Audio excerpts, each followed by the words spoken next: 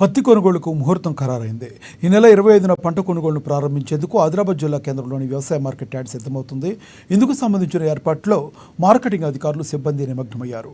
Electronic కాంట్రాక్టర్లతో పాటు weighing మిషన్లకు, పత్తిలో తేమ శాతం నిర్ధారించే పరికరాలకు మరమ్మతులు చేయించి సిద్ధం చేశారు. రేపు పత్తి కొనుగోలు ప్రారంభం కానున్న నేపథ్యంలో ఏర్పాట్లు చకచకా సాగుతున్నాయి. మరోవైపు చేతికొచ్చిన పంట తేమ కారణంగా తడిగా ఉండడంతో రైతులు ఆరుబయట ఆరుబెట్టే పనిలో పడ్డారు.